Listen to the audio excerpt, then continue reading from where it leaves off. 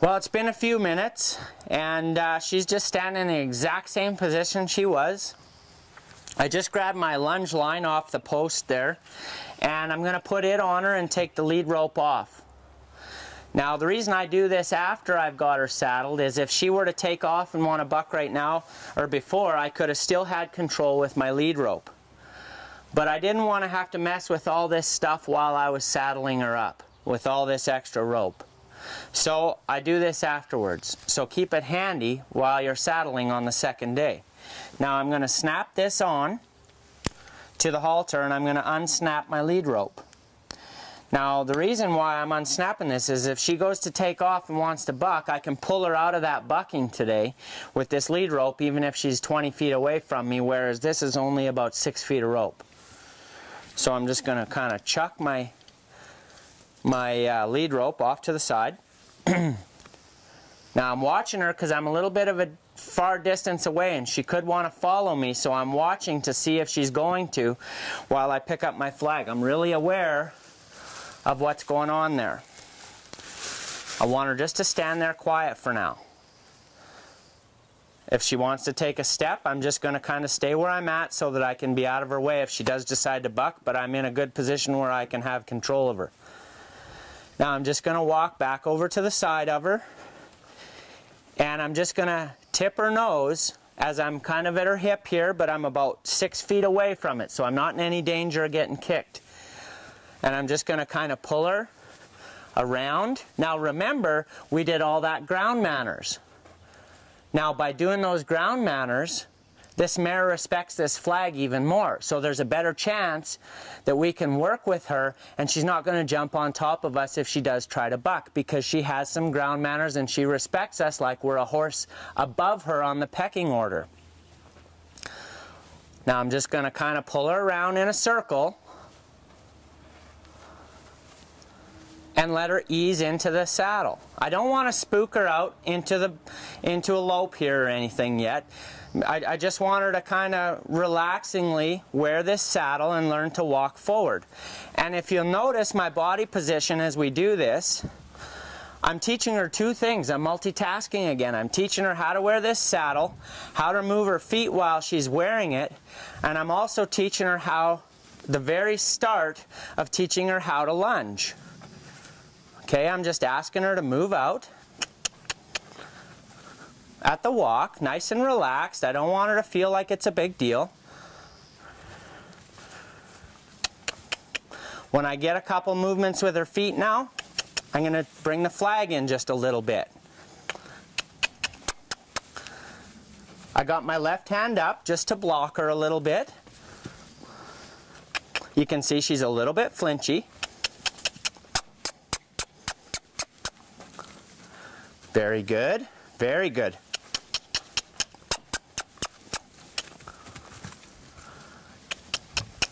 You see when I raise my left hand how much more she respects staying off of me today because of those ground manners. Everything we do in the first few weeks with these horses all ties into each other.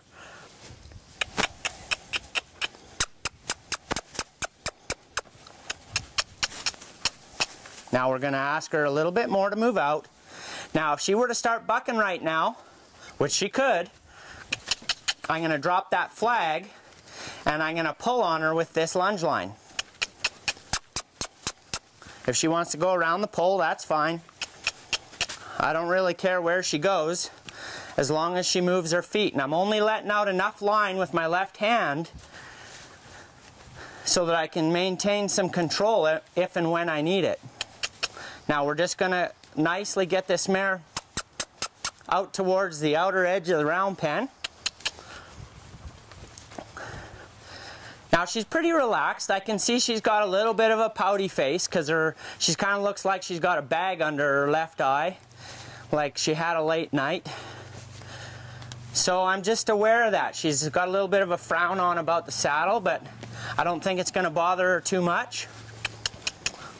We're going to just let her lunge around here, and I'm going to just keep her moving with my flag. Ears forward, boy, I like that.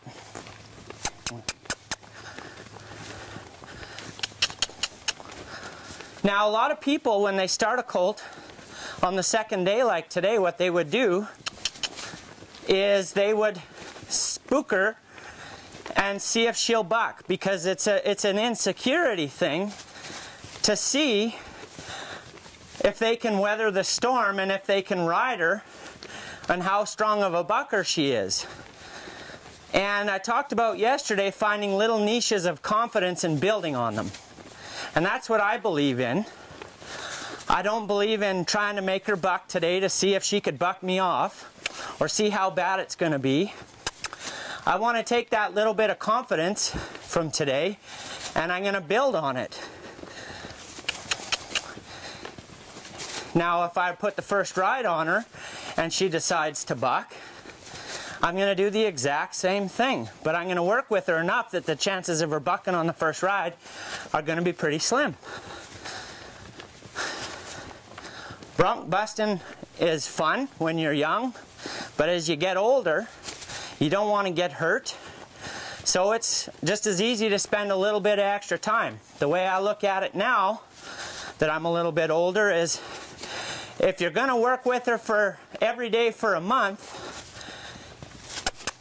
you may as well spend a few days doing groundwork if you're going to be here anyways and not be in as big a hurry to get in the saddle, because it's all going to even out in the end anyways.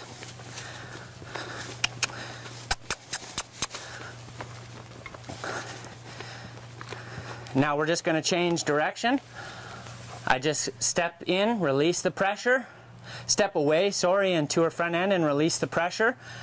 And I'm just going to raise my flag and send her in the other direction. Now you can see me gathering up my line. Now see how much better she responds to my flag today?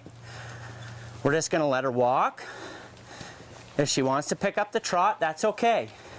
I'm going to keep her head just slightly tipped to the inside.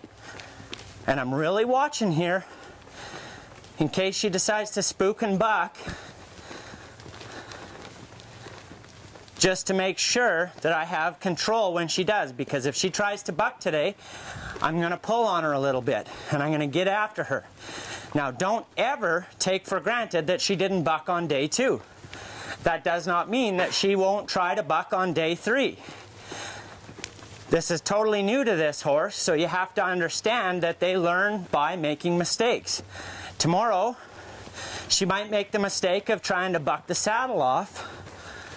So don't ever take for granted that they didn't buck on day 2 and think that they won't try and buck on day 3 or day 10 or day 27. That's why it's important to have a professional start your colts. And that's how we saddle a colt on day 2.